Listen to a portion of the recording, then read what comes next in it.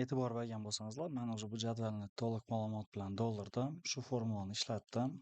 Счет если, summa если hammasi shu to'liq qo'llandi. Endi eng qiziq yeri bu yerda jinsini aniqlash. O'qituvchilarimiz bizada ko'pincha o'g'il, erkak kishilar va orasida ayol kishilar ham bor. Shularni endi to'liq biz aniqlashimiz kerak. Birma-bir qarab chiqsak bo'ladi, dimom ko'p emas, lekin katta jadvallarda, katta ma'lumotlar bo'lgan yerlarda birma-bir qidirib o'tirish vaqt ko'p egallaydi va uni bir usuli bor. Endi bir emas, ko'p usullari bor. Biz shu bir usulini ko'rib chiqamiz. Bu yerda bizada ko'pincha ayol kishilarimizda familiyasida salgina farq qiladi. Oxirida familiyada bizada erkak kishilarda ov, yev bo'lsa, ayol kishilarda bizada ye va ova bo'ladi.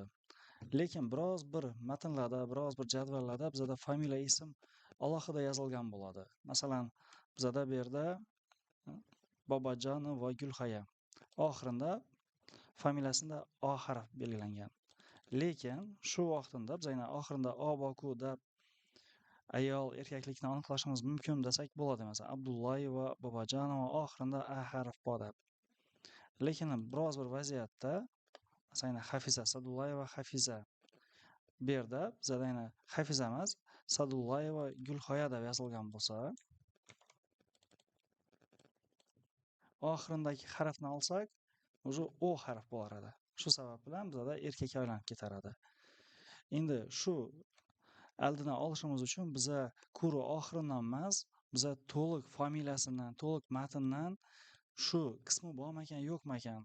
Ko'pincha ye va o va degan bo'limlar erkak kishilarda kamdan kam uchratiladi.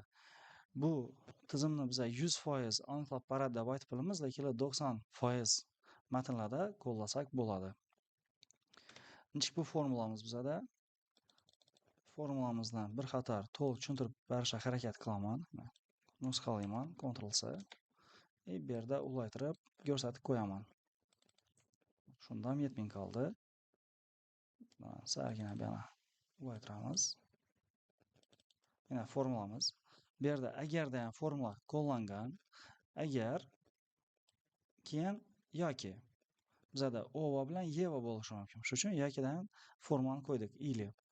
Keyin ye chisloda ham formulani qo'ydik. Bizada endi shu ma'lumotimiz topilsa, bir aylantirib beradi. Bu degani bizada shu qismi bor degani.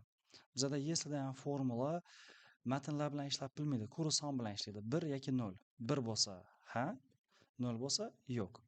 Shu sababda biza ye chisloni qo'yishimiz majbur bo'ldik bu formulada. Ye chisloni qo'ydik, keyin poisk dedik. Shu H5 katakchada ova degan so'zni topib beradi.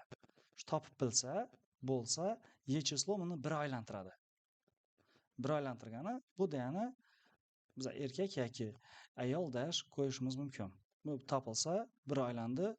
Bizada bu ayolo aylanishi kerak. Endi bizada ko'ra o emas, ye ham bo'lishi kerak. Shu sababda biz yana ham ilini qo'ydik formulani va yana ham ye chislo deb davom etdik. Poisk dedikdan yevani qidirdik. Nuqta virgul H5 shu katakchaning ichidan qidiradi. Mabodo yeva bo'lsa, u ham bir aylanadi. Va ikkisidan birsi ya ikkisi ham ova, yeva bo'lsa, bu bizada ayol bo'ladi. Ova, yeva topilmasa, erkak aylanadi. Shuning uchun biz ili formulani qo'yib ishlatdik. Yana bu o'zi bir katakchaning ichida 1, 2, 3, 4 formulani qo'llashimiz to'g'ri keldi va jinsini aniqlash uchun. Enterni bossak, yana bizada erkak deb chiqarib berdi. Tekshiramiz. Bu yerda o, Matya, Kubu, va deb qo'yib ko'rsak, ayol aylandi. O'sha bu o'qituvchimiz yo'q, shuning uchun guruh ham yozilmagan, o'qituvchi ham hammasini aylanib ketdi. Sabab bizada baza ma'lumotimizda Bagabek, Matya, Kubov deb yozilgan. O harf qo'shganimiz bilan bu yerdagi formulamiz bizada 0 ko'rsatdi.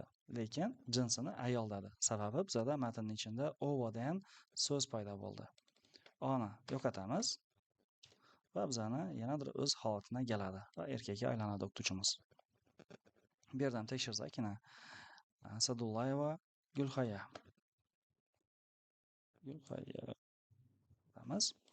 Shu yerda oxiridagi a harfini o'chirsak, bizada erkak aylanadi va hamma ma'lumoti 0 aylanib ketadi.